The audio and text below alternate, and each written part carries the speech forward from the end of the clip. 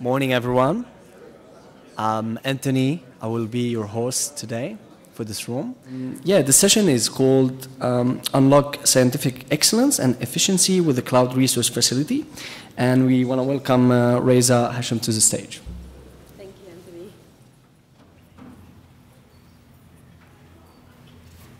Hey, everybody. Can you hear me? Awesome. Hello, everybody, and welcome. Thank you so much for joining us here today. In this session, I will be introducing you to the Royal Melbourne Institute of Technology, or RMIT University, and we will be uncovering how the RMIT University, together with AWS, AARNet, and the Victorian Government, has embarked on a collaboration to create a cloud research facility on AWS to provide researchers and students with secure, scalable, and elastic cloud infrastructure for research. If you are coming in a little bit later, just feel free to just funnel in and sit in the front. Hopefully, you can fill up the space here a little bit. Okay, so very excited to bring this here. We've got a bit of an interesting session. We've got a breakout of a presentation followed by a panel, so we'll kind of cover both. But before that, I would love to introduce you to our RMIT presenters.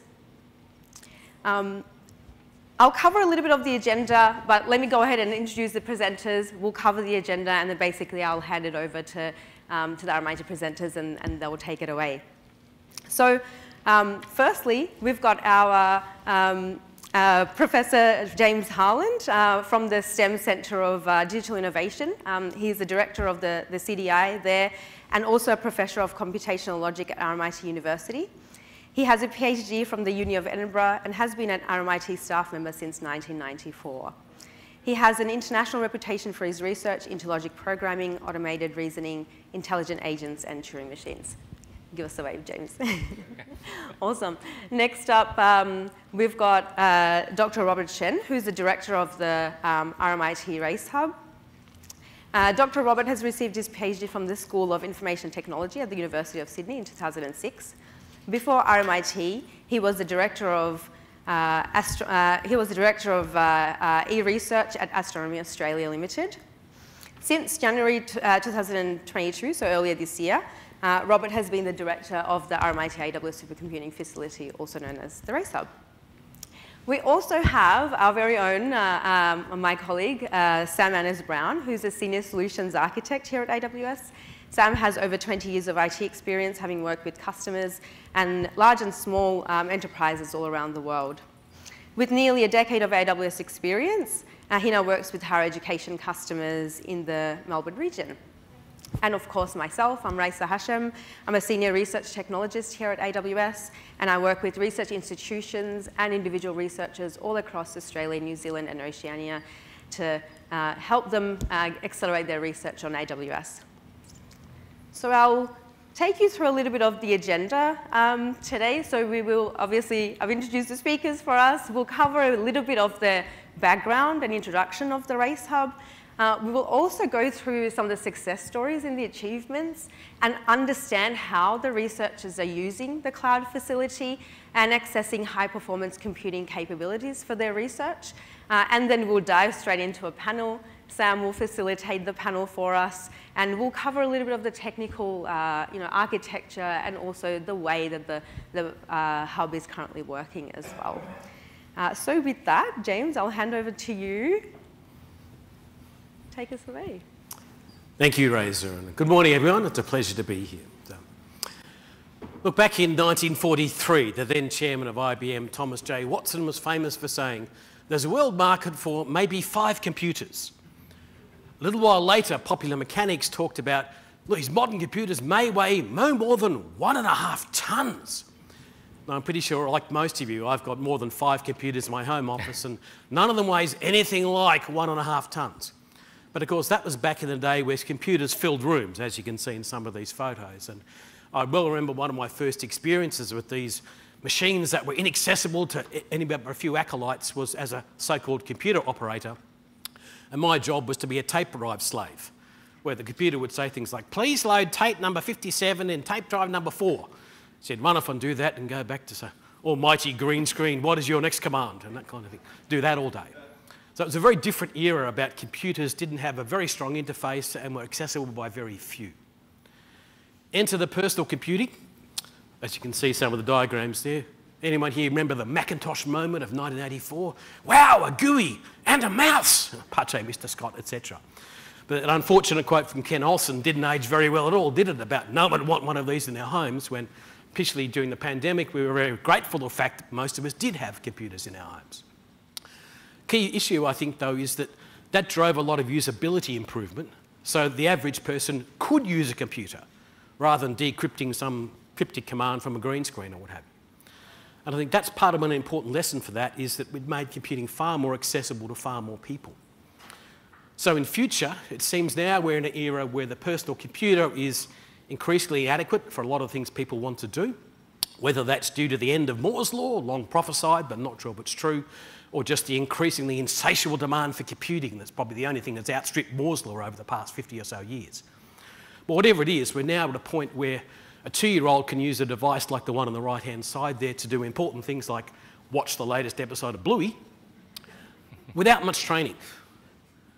Well, how do we transfer that to the era of cloud computing, which at the moment is probably for experts in this room, but for the average public still remains a bit of a mystery. So I really have to say, whether you're a small business, a government department, a local council, a charitable organisation, a community group, how do you even become aware of what the cloud can do, let alone access the expertise and services you need to solve a problem? And I think that democratisation or liberalisation is an important aspect of what we're trying to do. So when it comes to setting up something like RACE, like all universities, RMIT has a demand for computing that's driven a lot by research. So of course we have that demand, but we want to, from the very outset, make it as open and inclusive as we can to anybody who wants to play in that space. So we do have the usual drivers where there's people who have research needs, and to be honest, before Robert's arrival, the research infrastructure was perhaps a little hit and miss. We're trying to make it a bit more organised and a bit more systematic, so we can get consistent procedures and practices, and as well as justify to our CFOs and others about our return on investment. But that fourth point about increasing the awareness and knowledge of cloud computing capabilities, that's probably our real mission in life. We've got various technical things we need to do, but if we don't have people being aware of what the cloud can do, why you can do it, and how you can make your life better, then what we have is a great facility with perhaps not as many users as we should. So we're very pleased to be partnering with AWS and AARNet to be the first university to go live with such a facility like this, and we're very pleased to have that sort of connection. So, but the key part, I think, is to drive digital innovation. We want to do things differently, and we all know the cloud is different, but we don't really know what it's going to look like in 3 years' time, let alone 10 or 20 or 80, like poor old Thomas J. Watson, who's probably unfairly derived for that sort of remark he made. So we want to provide all the usual things about services and mission and so forth, but to us it's really an exciting journey to say, where can we go in places where we haven't gone before? So I won't say to boldly go where we haven't gone before, but that's very much the spirit of what we're trying to do. Now, to say more exactly about RACE and how we do that, it's my pleasure to hand over to Robert, the Director of RACE, who's going to tell us more about some of the specific activities. So, Robert, over to you. Thanks, James. Morning, everyone. It's a great introduction, and really glad to have opportunities here, to partnership with James' RACE team to change the practice of research cultures. So before I'm giving you a program overview, perhaps let me talk about the RACE audience as a starting point. So for the short term, RACE is aimed to target our RMIT internal staff. We have 3 key questions to answer. First one is for our researchers. What is the best way to leverage the cutting-edge cloud computing technologies to accelerate research excellence? Second is our academic staff. How to improve teaching quality? And the third one, for our students, our own students, what is the best way to optimize their learning curve, learning experience? And for the near future, what we should also need to do is we are scaling our audience to support our industry partners as well. To do so, what we did is we divide our project into 3 phases. I call it phase 1 is initial setup stage. It starts September last year and will finish by today. It's a perfect time for me to report back on where we are. I call the initial setup stage is our aim is make infrastructure ready. Then start tomorrow, stage 2, we was more by end of 2023. Our aim is we'll develop a set of additional services to lower the technical barrier, to save the cost, to accelerate the research excellence. Starts January 2024 onwards, it's more about continue to optimize our service. So as I mentioned, today is the last day. Let me just give you a brief scope of what we did for the last 12 months' time. First one is a provision platform. Thanks to my teams, I think our project managers are here. So we have a self-service platforms, enable research, log in, provision their resources. If you are a Windows user, you can choose Windows. If you are a Linux user, you can choose different type of CentOS, Linux, Amazon Linux, whatever suits your needs, right? In the near future, we perhaps also interested to implement the Macs. Why? Because we want to lower your technical learning curves. So that is our first platform. Second one is our physical hub. We have a physical home in Building 91 at RMIT. If some of you know, been to RMIT, you know that is pretty much near the corner of Swanson and Victoria Street. Important for me to say is this is less about hosting Race Hub team member. Of course, that's important. We need to have a home. But this is a place more support for collaborating. For example, support Race Hub organize a set of training, mini conference, boot camp. This should be also a place to support our academic staff deliver relevant cloud-based teachings. And the last, but also not the least, is this also a place for our RMIT colleagues meet with our experts from the AWS, ask any questions they wanted to further this type of collaborations. So that is the second component. Third one is the connectivity. Thanks to our partners from AARNet AWS, we have technically approved feasibility, have a direct connect to AWS up to 400 gig per second. So this is great, have a approved technical feasibility. Of course, we will also start with reasonable because due to the research demand is not at such high speed. Fourth one is research support enablement, which is my personal favorite. Why? Because Race Hub is set up to address research needs. So talking to researchers, understanding their needs, bring their needs at early stage, not only validate our technical requirement, but also make sure our service, our platform is easy to use. So that is critically important. This diagram roughly shows what we are aiming for. Of course, I should say some of the services are in place. As you can see, I'm saying we are still at the end of phase 1. And this diagram, top one, there was 3 keywords here. First one is cloud. Really depends on different research needs. We're offering 3 types of cloud. Private cloud, only you, your nominated person, is able to access. And we will monitoring carefully on whatever activity you're using. This is suitable for biomedical, health, defense, these type of very sensitive applications. Second one is public cloud. My previous background from astronomy, we perhaps everything is go to the public cloud. And third one is in the middle, hybrid. You are running some service in the cloud, we will help you connect other service, join the dots together on premise. So that is the first keyword, cloud. Second one is data. We do provide a set of data services. First one is data storage. Our aim is to provide a long-term, sustainable, cost-effective, cloud-based data storages.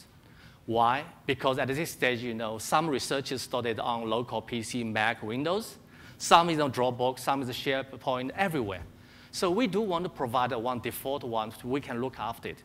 So once data is being properly stored, our next step is to provide a set of data services, leverage AWS a set of the services to make sense of the data. It could be a service to process your data, easily ingest into the cloud. It could be a service to process your data pipeline, get your results quickly, machine learning, AI. It could be a service to visualize your data, make sense more data. So that is the second keyword, data. The third one is computing. Really depends on how many core CPU. I temporarily divided them into the cloud computing, supercomputing. So for the cloud computing part, it could be your another local server in the cloud. The difference is you don't need to worry about service, patch, security. We maintain everything for you. If you want, you can also don't need to worry about the software installation deployment. We can also do it for you. All research needed to do is bring your data, ingest into the software, process your data, get your results, forget about it. We will look after everything else for you.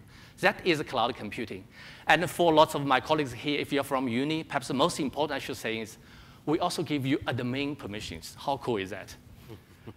That is first part of cloud computing. Second part is supercomputing. Really depends on, if you need, we have a partnership with you through the P class, give you, a few 10,000, 20,000 core. Really depends on your research needs, demand, and we can give you relevant supercomputing facility to drive your accelerated research excellence.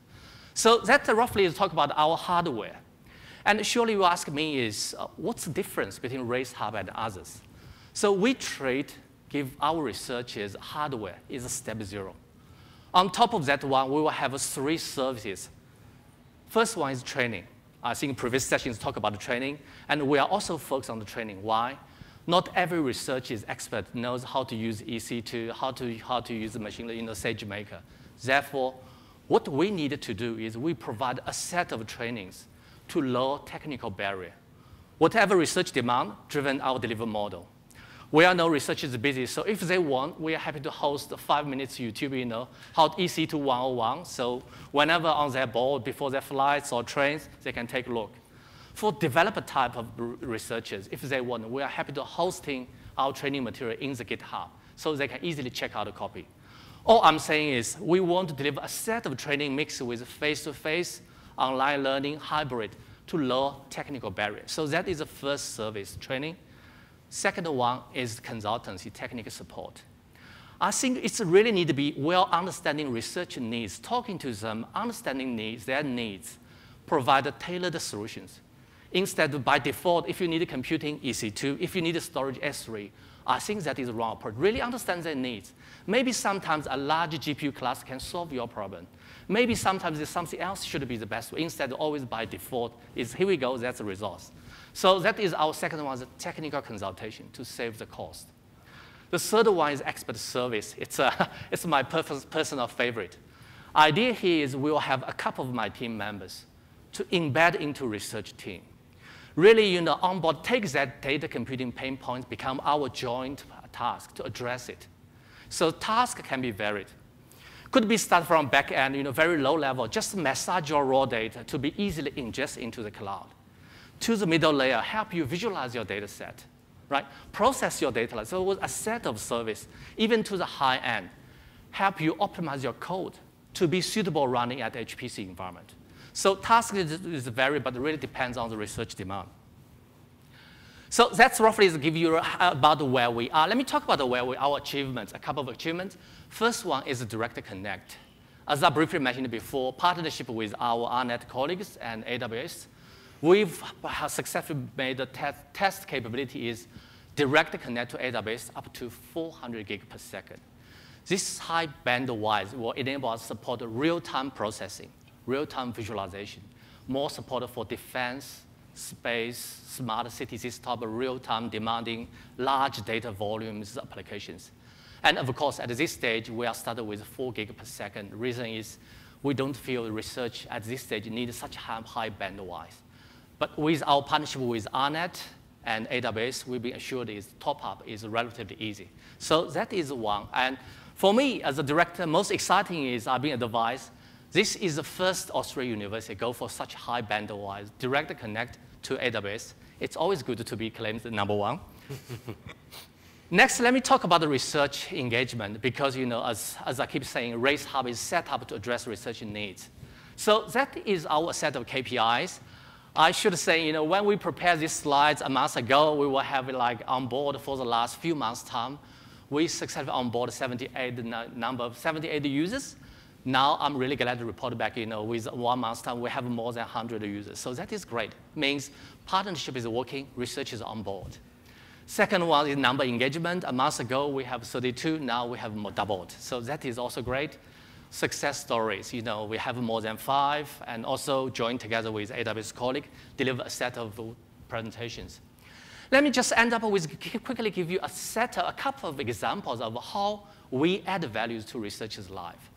So this example is about we are talking to distinguished Professor Anna Mitchell, who is international lead on photonic research chip design. So he come to us saying his research team has a set of local on-premise server. but every 3 or 4 years, he needs to upgrade the server, a set of the approval. Nowadays, global CPU, GPU shortage will take the procurement even longer. So we understand his needs, and work out is we are partnership with his team, migrate not only his data, but also his software into the cloud. And this is one of the software running called Lumerical. It's a computational simulation software.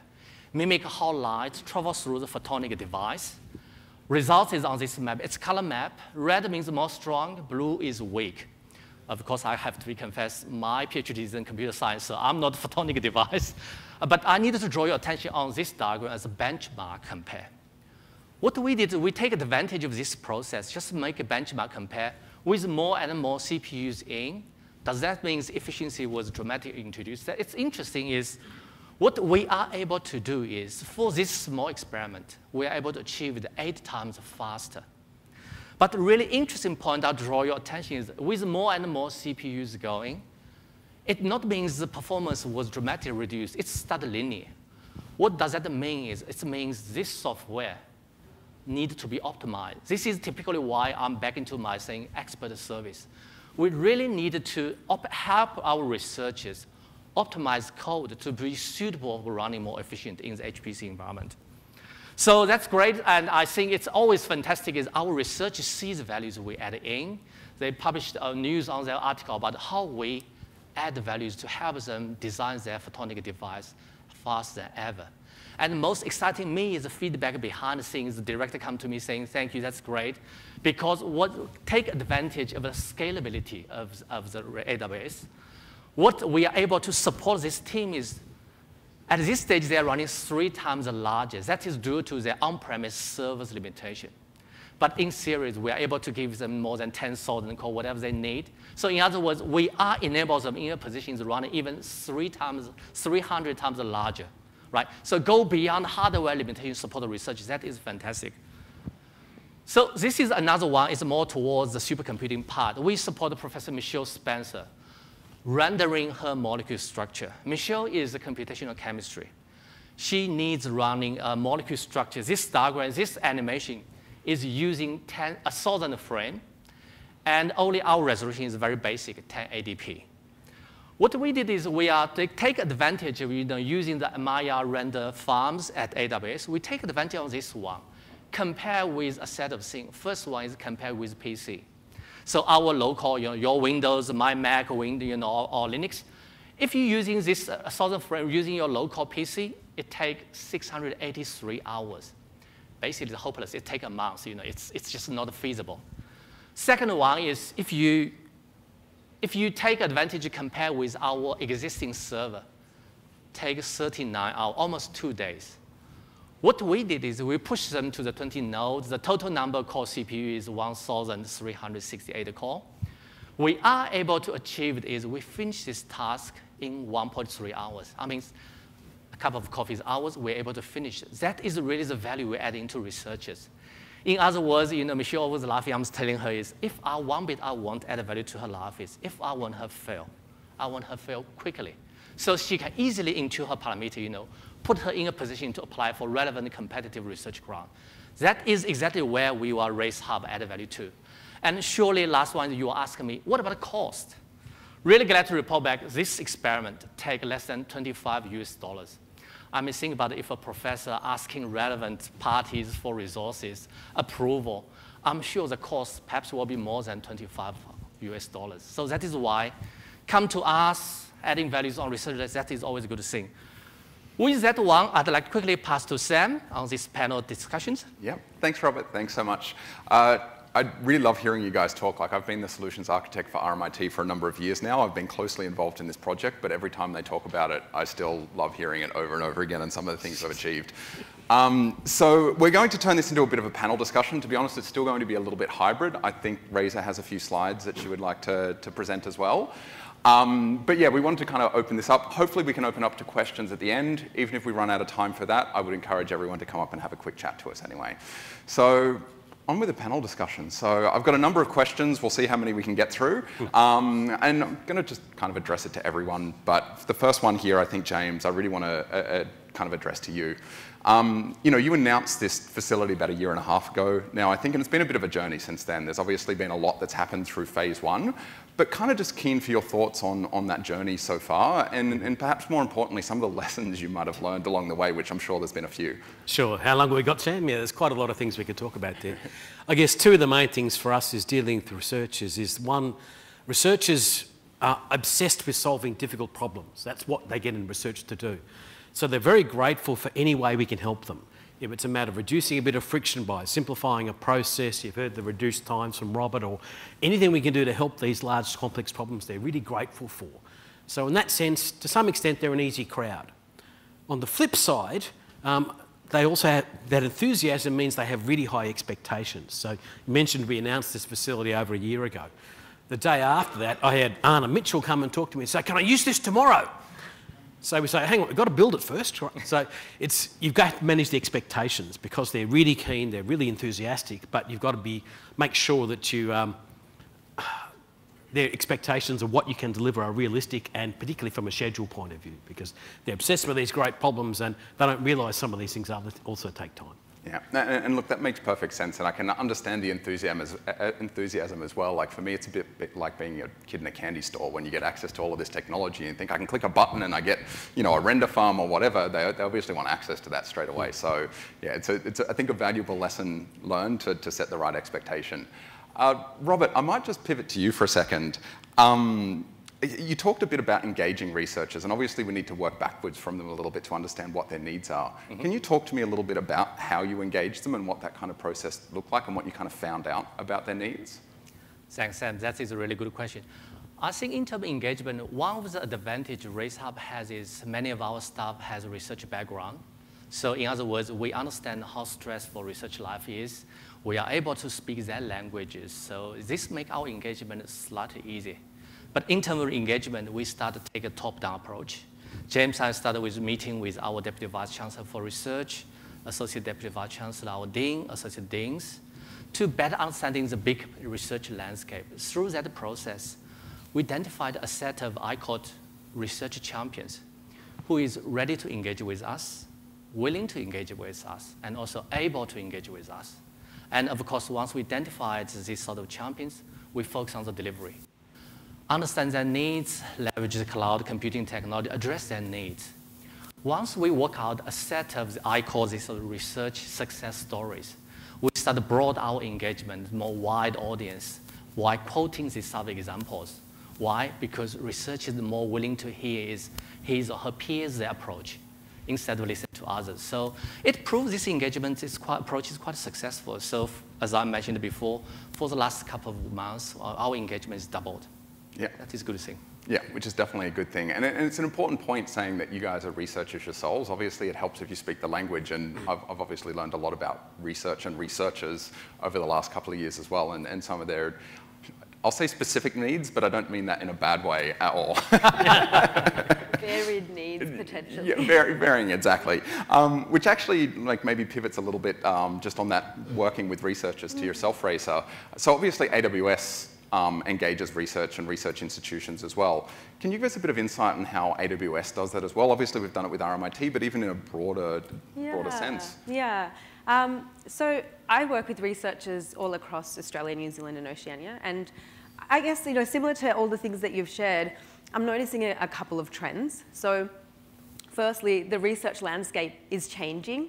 The researcher, what they need, their needs are varied, and they're asking for more. So the tooling, libraries, assistance in getting things happening, they want it to happen faster. They want access to much broader sets of resources. And on top of that, data volumes are growing year on year. Right? Research data, I think researchers are generating data faster than ever before. They're generating more data than ever before. And they are wanting, in-depth insights from that data. They're wanting reusability from that research data.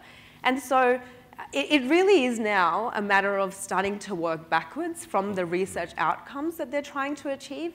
So instead of saying, okay, you have exactly these specs of compute available to you, use it how you want to for however, or for this duration of time, that kind of a limited viewpoint, I guess, isn't working as well for researchers.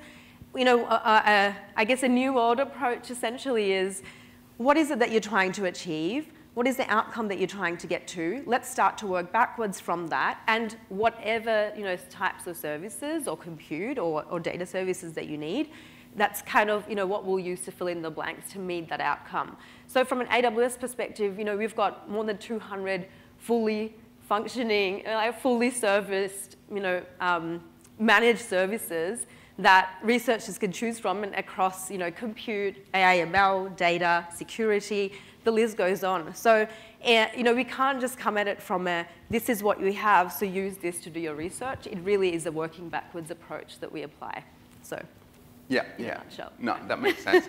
And I believe you had a slide on this as well. Yeah, maybe. so actually, we've been working together on this, right, with RMIT for so long. So I think it would be nice to actually cover a little bit of the ecosystem because of the varied nature. So do you want to talk to us a little bit about that? And then I will jump in, and then maybe James and Robert can too, to make it as interactive as possible. Yeah, happy to go that way. I mean, a little unorthodox to ask the interviewer to answer a question, but sure, I can have a bit of a go, because we have all been working on this very closely over the last 18 months. So this is like kind of from that working backwards process from researcher needs. This is what we kind of put together as a bit of a discovery. And one thing we did discover is researchers have bespoke needs. That said, there are patterns in those needs, right? And very early on, we realized there's not going to be one tool to rule them all. Like, you can't just give a researcher like a single pane of glass and you click and go, do my research. That would be great.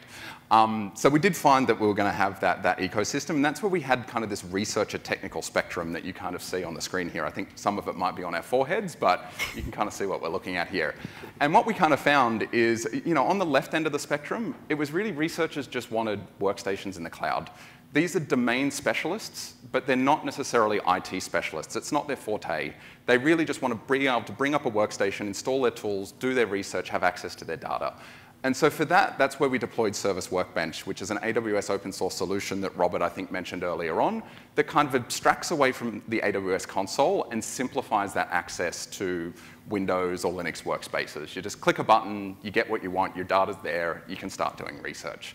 So that was actually, we found a fair chunk of researchers just really need that, and they just need the scalability of the cloud and the speed to access that the cloud kind of provides there. Instead of having to procure, you click a button, you get what you need. On the other end of the spectrum, we found a certain tranche of researchers that were really actually quite IT native. Like, they were coders, they were informaticians, they were happy to jump into the AWS console. So from there, we just needed a way to provide, I guess, an RMIT sanctioned AWS account to let them just go loose and build what they want. And then we had this whole middle section, which is almost what you were just talking about, Racer, which is that working backwards kind of thing and then building out the solutions. Either end of the spectrum are mostly self-service. You know, researchers can just do what they want in this side, but the real power comes from these like center solutions where the race team actually takes researcher needs and then looks to see what we can build out behind that. And that's where we've leveraged partners like AARNet and even local partners, the Data Foundry in Melbourne as well, has been helping us build out some of these solutions. And we've been using things like AWS Parallel Cluster, which is an open source solution to build HPC workloads, basically bring up like large HPC clusters with things like Slurm and other things that researchers are kind of accustomed to. So yeah, that's really the learning and how the spectrum kind of works. But did anyone have anything more that you wanted to add to that? Because I feel like it's been a big learning for us over the last year or so. Look, it's certainly been a learning curve for us. And I think the other thing to recognise, this will evolve. This is not set and forget. Researchers' demands change, their skills change, their groups change. So this will be evolutionary as time goes on. So it won't be one diagram fits all. They'll move around in that spectrum quite spectacularly, I think. Yeah, and it's a good point because the render farm that Robert mentioned fits into this middle part as well. That was using ThinkBox Deadline. We've got SageMaker that's kind of fitting in here as well. So there are numerous kind of pieces that are fitting in that middle ground. Anyone else, anything more to add, or? I think the architecture kind of slides in nicely to. Yeah, and that kind of pivots because I've got a bit of a I've got a bit of a question for you because I kind of want you to deep dive a little bit more and under the covers. Like, this is the high level of how it works, but how does race itself actually work? Well, yeah, let's go into it. And of course, look, some slides we've prepared earlier. So again, I'm going to take you through a little bit. So The crux of it here is that it isn't necessarily just a researcher and IT interaction. It actually includes many parts of the university and many different teams in the university. So I'm starting here from the researcher journey, so you're basically looking at it from your left side onwards. So researchers interact through an online portal. They'll come in and access a bunch of different resources. But the key here to identify is that they're not monolithic resources. These are modular resources architected in terms of a microservices architecture, and they're all API enabled, and they can all talk to each other. So when you're wanting something, you just take that portion, and if you don't want it, you don't use it, and deployment and delivery becomes easier. So they federate into a user portal. They're basically accessing a bunch of different catalog items or products, MATLAB, SageMaker, Studio, whatever it may be, and that is talking to a bunch of data services that Robert's mentioned also. And one of those, of course, is to provide the right levels of tagging, metadata, et cetera, for data, but also access to open data on AWS, where you can have access to more than 400 data sets that's just openly available to you to use. So that's also quite powerful. But on the other side, the support teams are accessing this environment as well, right? To provide services, to provide support, to troubleshoot, whatever it may be. But there's more. So you have research administrators, and they can actually go in and see, okay, how do I manage the cost? How do I report upstream? The grants that I've provided funding for, how is that being used? And of course, provide adequate reporting for something like that. All of this is sitting on top of a separate research control tower environment, or essentially an organizational, AWS organization setup that's separate to the enterprise part of the university. So on top of this, you have shared services, so security controls, identity and access management, CI/CD pipelines, or whatever is necessary specific to researcher use cases and research environments. All of the data part of it is managed by data administrators, and some of this, of course, is being built, so it hasn't been built yet, so that's a caveat that's worth putting forward. And ideally, what we hope to achieve in the future also is that there can actually be an experimentation side of that with researchers globally, that they'll be able to come in and use some of the resources, and of course collaborate with researchers at RMIT. That maybe is a nice way to segue what's coming in the future, because I've spoken a little bit about... yeah, exactly. Yeah, thanks so much, That's at a high level, as much as you can cover, but of course we're happy to answer more questions as well after this. Yeah, exactly. But I would like to ask the question of, I guess it's to everyone at the moment, but I'll start with you, James. But what's next for the partnership? You've obviously achieved quite a bit as part of phase 1. We're sure that there's phase 2 and phase 3, but can you fill us in a little bit more on where you feel things are going and how the partnership with AWS and AARNet is looking to evolve? Sure, as much as we can. Well, prediction is hard after all, but that's to some extent what makes it fun, because I think there's a lot of variability to come. We've already seen a lot of variety, and we expect it only to increase in future. So that's quite both a challenge, but also quite exciting for us. I think we're also seeing a large variety of multidisciplinary cross-functionalities and various other things that sound like cliches, but we've really been living those, and that variety will only tend to increase, particularly as our researchers get to the big hairy problems they're working on, like climate change and cancer and bushfire control and whatever else. None of those are simple problems. They're not going away, and the more we use this, the more they're going to find applications for it. So I think from that perspective, one of our biggest challenges going forward is going to be dealing with scalability. Not just people's raised expectations, but there's going to be more and more people doing more and more things, and that's a great problem to have, but it will be a problem. Yeah, definitely. And I mean, obviously the cloud helps with that scalability, but it's very much going to be around automation and finding those patterns from the sounds of it to really be able to scale that as we need. Robert, keen for your thoughts just to maybe finish out on where you think the partnership's going. Sure. First of all, totally agree with your comments, James. So I think pick up on James' comments about scalability. For Race Hub, as we keep saying, our audience is supported researchers. And our research easily go beyond the institutional boundary, collaborate with researching other unis or even for international collaborators. So really need to do is Race Hub in the near future scalable our service to support this type of cross-boundary national, international collaborations. Second point is about our research will be, sometimes will be quite keen for better industry engagement. So therefore, what we needed to do is really to scale up our service to support this type of academic, industry collaboration. Providing relevant service enables them to accelerate the research excellence, support the better commercialization opportunities. And as James mentioned, the future is quite hard to predict, but one bit for sure I'm quite keen is continue this type of collaboration with AWS, with RMIT, leverage relevant service, fiber networks that address our research needs. Yeah. No, it sounds good. Thank you so much, Robert. And we're definitely looking forward to seeing where it goes as well. So with that, can we get a round of applause for our panelists? Thank you.